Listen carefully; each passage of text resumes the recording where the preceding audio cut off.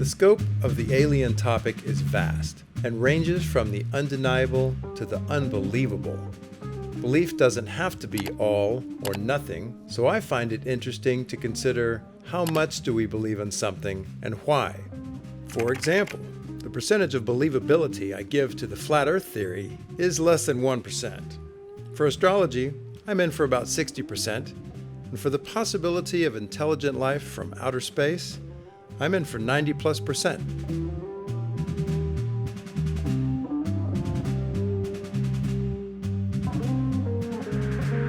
There's a whole fleet of them. Look on the ASA.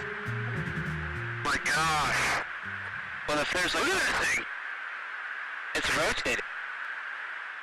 The 2017 event with UFOs interfering with the training exercises of a Navy carrier strike group were so well observed and documented, they are considered to be solid evidence of aerial craft not made by human hands.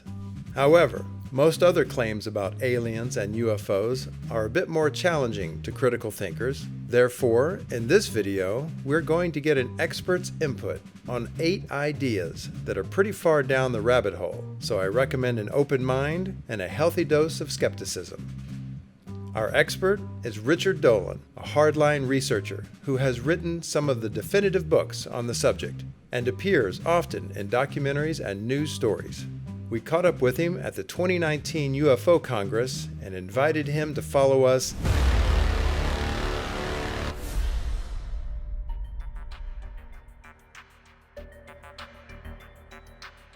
First up, the secret space program. Many speculate that the U.S. has a military space force that is kept secret for national security reasons. In 2019, Trump announced a new branch of the military. Could this be a partial disclosure? It is not enough to merely have an American presence in space. We must have American dominance in space. Some people look to the stars and ask, what if? Our job is to have an answer. We have to imagine what will be imagined. Plan for what's possible while it's still impossible. Maybe you weren't put here just to ask the questions. Maybe you were put here to be the answer. Maybe your purpose on this planet isn't on this planet. There have been a handful of fairly convincing whistleblowers with testimonies of service in a secret space program, but none have evidence. At the 2017 MUFON conference, Mr. Dolan sat on a panel with some of these men, and even though he openly challenged their claims, he has this to say. Secret space program, 95+%. And the real qualifier is what is the technology that it uses. So there's no question.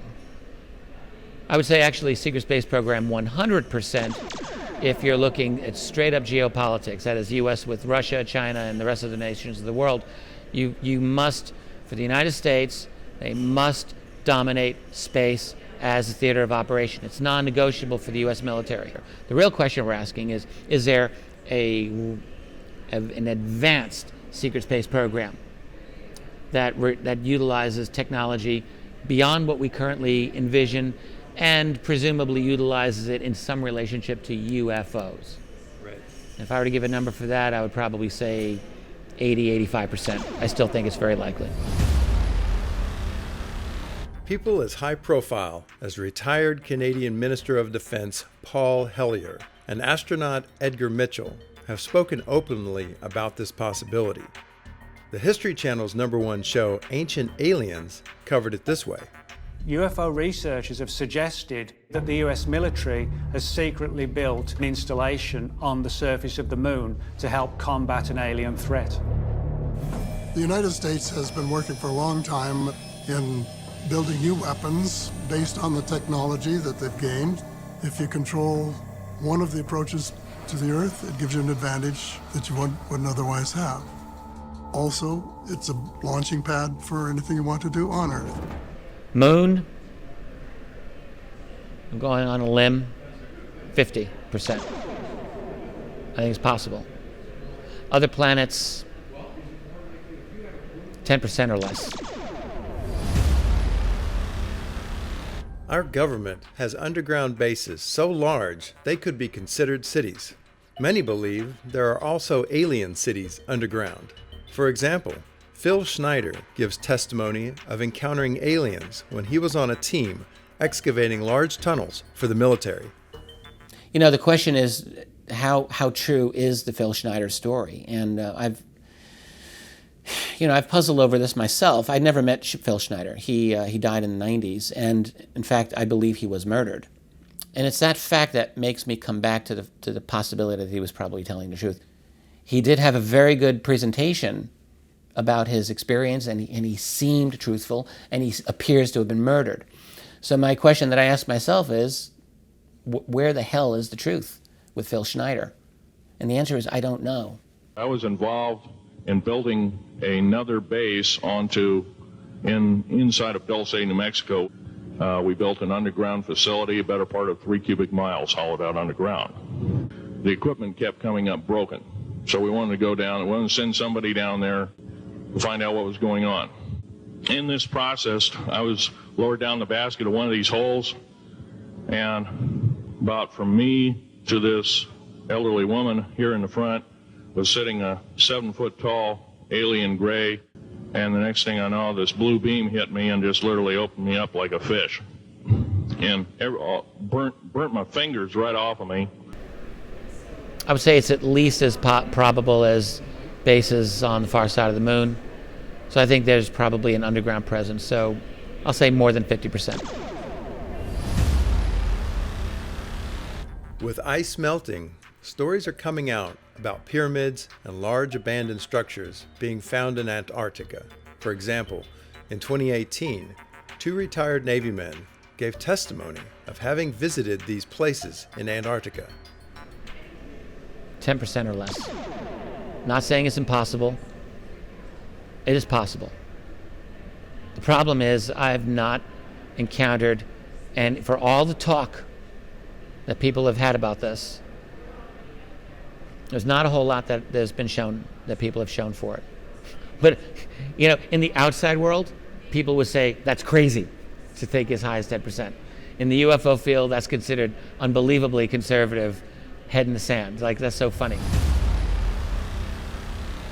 Researchers in this field agree that numerous species of aliens may have visited Earth. Perhaps some species are extra-dimensional. Perhaps some are here and stay hidden. Perhaps some can look like us and blend in. Hold on to your tinfoil hat. We're getting pretty far down the rabbit hole. 65, 70%. I think it's probable. I don't know how to name these species, but I would say they're able to look like us. The idea of entities feeding on our energy permeates many cultures. The philosopher Rudolf Steiner said, "There are beings in the spiritual realms for whom anxiety and fear emanating from human beings offer welcome food." For decades, David Icke has been preaching about the reptilian aliens, working in conjunction with those in power to keep us in a state of fear. Less than 1%. I don't believe that theory. What you could say is that they manipulate us to keep us in a permanently f***ed up state in our world where we're fighting each other and like that. That's what human elites already do, I think. There's a manipulation going on. So if you've got ETs that have integrated themselves within the power structure, then you could say, yeah, they're doing that too. But to feed on negative energy, psychic vampire style, I'm not on board. The Breakaway Civilization is a theory that a powerful and elite secret culture has been created through the means of reverse engineering recovered alien technology. For 10 years, Luis Elizondo worked for a Pentagon program called ATIP that studied UFOs and extraterrestrial craft. Since retirement, Luis has become a bold whistleblower. Do you believe, based on your decade of serving in the U.S. government on this question, that the U.S. government has in its possession any material from one of these aircrafts? I do, yes. You think the U.S. government has debris from a UFO in its possession right now? Unfortunately, Tucker, I really have to be careful of my NDA. I really can't go into a lot of more detail than that. Okay. But simply put, yes. This amount of research and development would take enormous sums of cash. Where could this amount of funding come from? Catherine Austin Fitts has a hunch. She was a Wall Street executive and the Assistant Secretary of Housing at the U.S. Department of Housing and Urban Development, and was instrumental in breaking the story of the trillions of missing government money. What we have built is a global national security state, which is fantastically expensive. And there are many different component parts, from the underground bases to the secret space program. It is a financial parasite that is simply harvesting and destroying great parts of the economy. Revolutionary tech that has allowed a faction of human society to live on its own rules, with its own society, its own technology, to some extent. I would say the likelihood of that is 80+%, 90%. It doesn't mean that they're necessarily all living in little bases on the far side of the moon. I think the action's here on Earth, but they've got access to tech and science and a cosmology that is off limits for the rest of us. And I consider that a breakaway civilization. And they're using that knowledge for their purposes, to do their thing, keeping the rest of us in the dark. I think that's a very high probability. Many believe that our government may try and stage a false alien invasion. Most notably, Dr. Stephen Greer, who produced the 2001 press conference in Washington, D.C. for the disclosure of the ET dilemma, is a strong proponent of this idea. In his third documentary, he builds a convincing case that Luis Elizondo and To the Stars Academy are helping those in power to set the stage for upcoming false alien events. Back in the 1990s, I was read into or briefed on a project that involved an interagency group that had the ability to disclose the ET presence in a way that would frighten everyone on Earth and convince the public that there was an alien threat, which is completely false. When President Reagan spoke at the UN, he chose to talk about fearing extraterrestrials. Perhaps we need some outside universal threat to make us recognize this common bound. I occasionally think how quickly our differences worldwide would vanish if we were facing an alien threat from outside this world. 5% or less. Although I would have this qualifier. If there is an alien invasion being promoted by the government in our lifetime, then that's a false flag. Hold on. Rewind. If there is an alien invasion being promoted by the government in our lifetime, then that's a false flag. I just don't think it's likely. However, I would say this. There's a higher likelihood that a future, any kind of disclosure that a government is able to make, particularly the U.S., has a high likelihood that there'll certainly be major spin to promote that government's interest. It doesn't mean that it's going to be wrong or false, but it will be managed. If you think of a whole mountain of evidence that exists on UFOs, if there's a disclosure, it could take one sliver of that evidence. And, the best way to keep a secret is to pretend to share it.